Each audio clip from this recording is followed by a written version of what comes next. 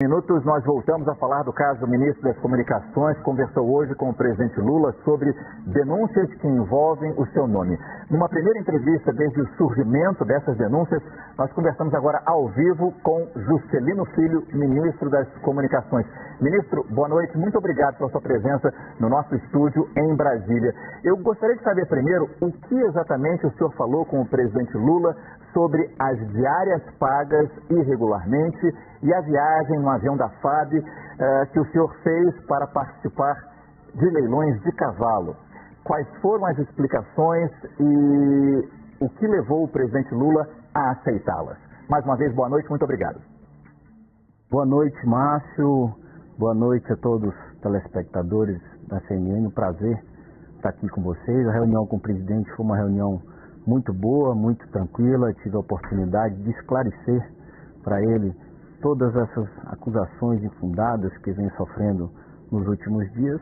E já entrando nessa pauta da sua pergunta sobre os voos feitos através da FAB para agendas oficiais e as diárias recebidas, fui muito tranquilo em explicar isso para o presidente, mostrando a ele as agendas que foram realizadas, tanto no voo que foi feito para o estado do Maranhão, onde lá nós tivemos agendas com a gerência regional da Anatel, com o prefeito da capital e até mesmo com o governador do estado, além da federação dos municípios daquele estado. E na viagem de São Paulo, a agenda oficial que nós fomos foi para uma reunião com toda a diretoria, com o presidente e todos os vice-presidentes da operadora Claro, onde naquela oportunidade, por quase 3 horas, nós discutimos sobre o plano de expansão da empresa, sobre possíveis antecipações de compromissos do leilão do 5G, para que a gente consiga expandir de forma mais rápida a tecnologia do 5G no nosso país.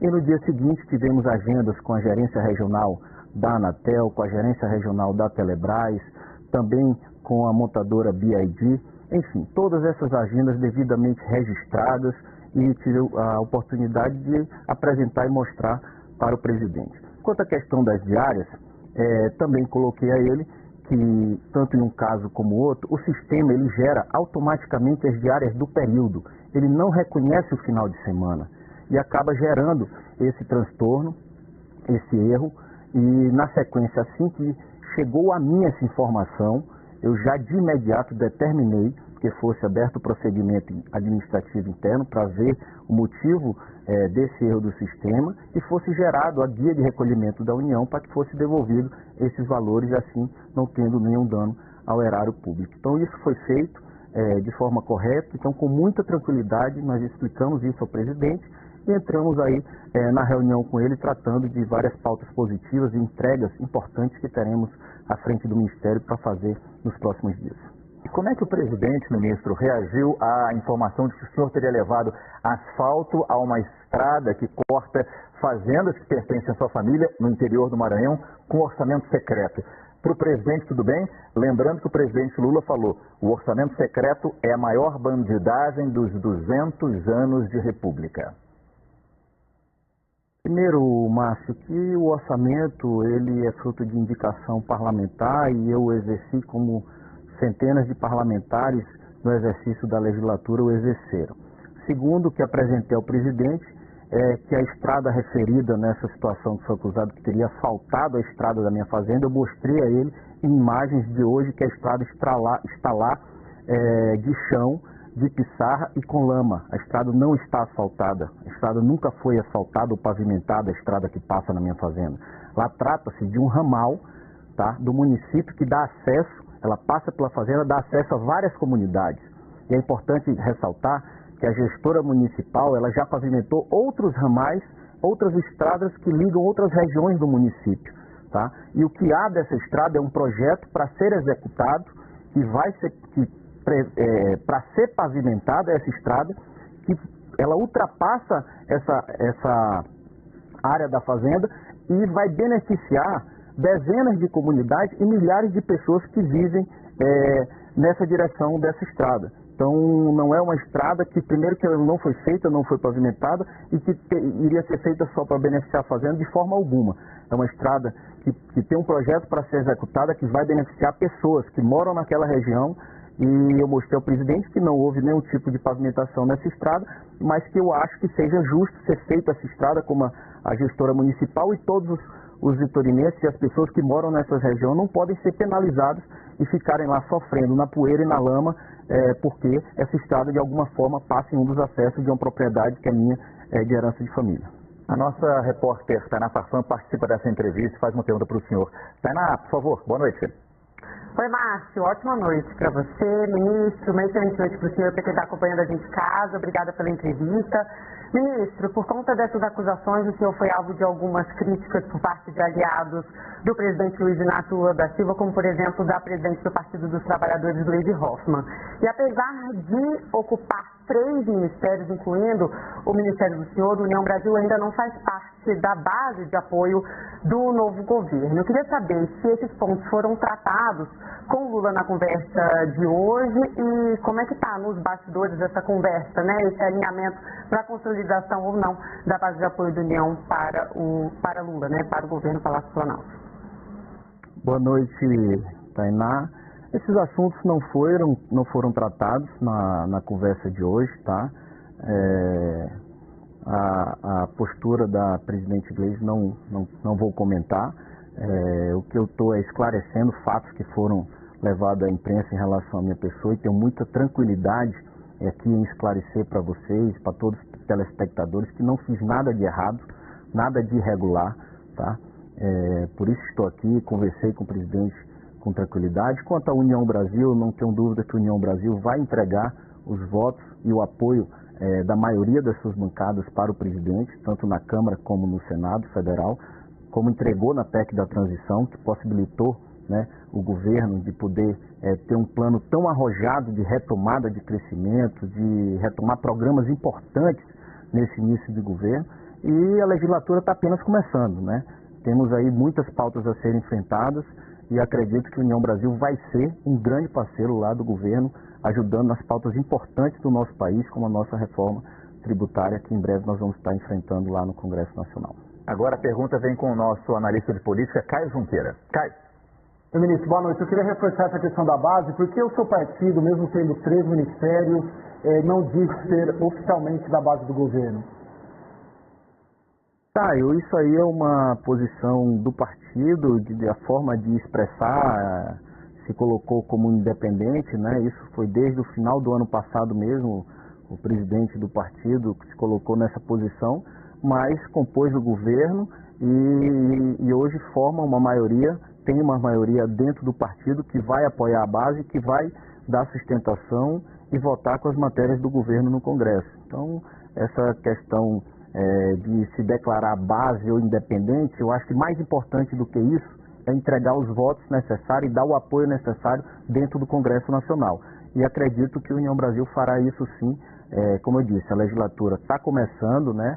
As pautas importantes estão chegando, vamos ter que enfrentar, e não tenho dúvida que a União Brasil vai ser um grande parceiro do governo, porque entende que o povo brasileiro precisa que o governo dê certo, que a gente precisa gerar emprego e oportunidade para o nosso povo e apoiar essas pautas importantes e estruturantes para o nosso país.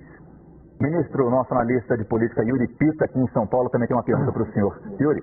Obrigado, Márcio. Boa noite, ministro. Queria voltar ainda na questão das diárias. O senhor disse que já aconteceu numa primeira vez, que é um problema que o sistema é automático.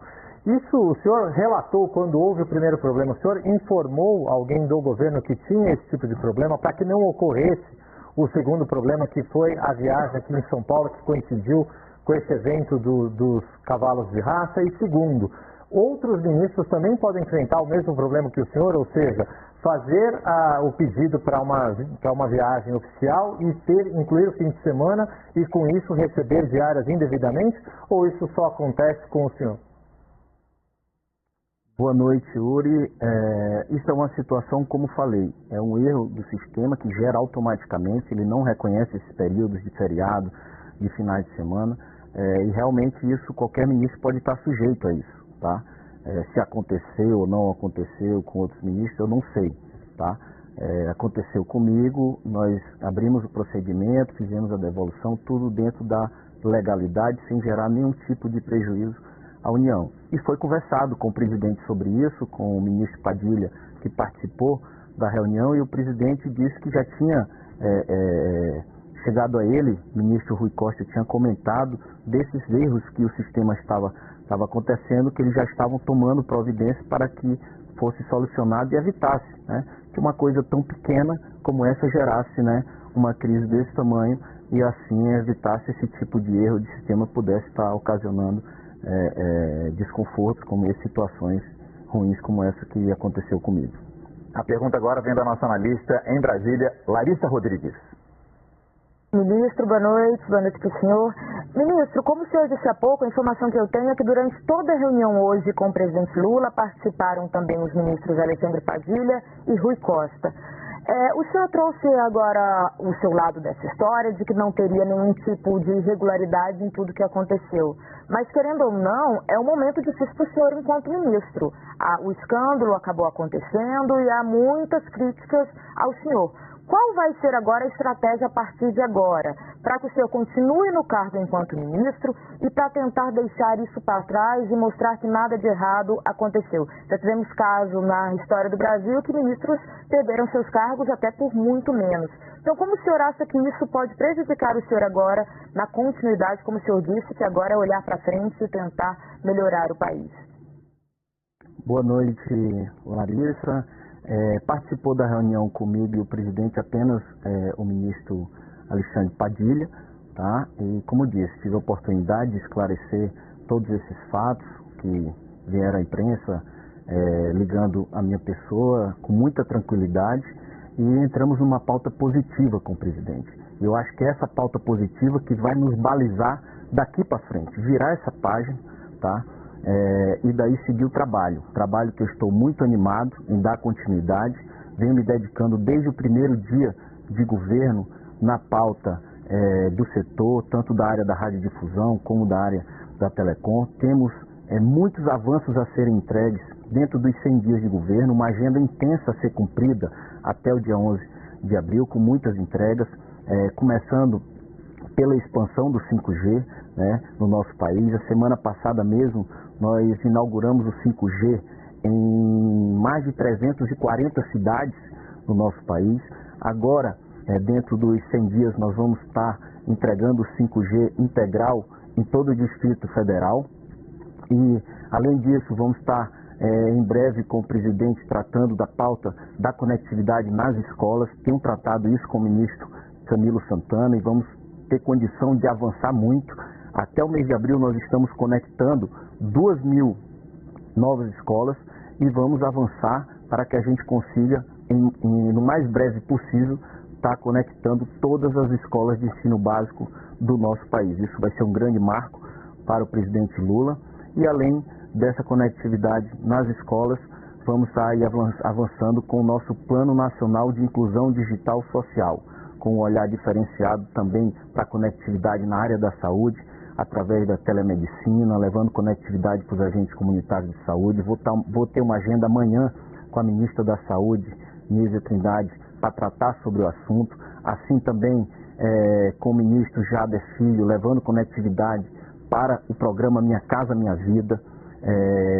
Assim também, como tratei com a ministra do Turismo sobre a conectividade nas áreas turísticas que temos que avançar, o 5G na indústria que vai possibilitar a gente ter maior produtividade, maior competitividade, com links dedicados do 5G, o 5G no agro, que também é uma pauta muito importante que nós vamos estar discutindo com a Frente Parlamentar da Agropecuária. Eles sabem o quanto é importante o 5G chegar de forma mais sólida nas nossas fronteiras agrícolas, enfim. Então, os desafios são muitos, temos muito a ser realizado.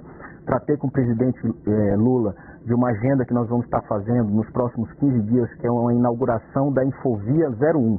A Infovia 01 é do programa Norte Conectado, é uma infovia que liga cabos de fibra ótica pelo leito dos rios na Amazônia, saindo de Santarém até Manaus. Nós vamos estar inaugurando essa infovia e vai levar conectividade para toda a região norte do país.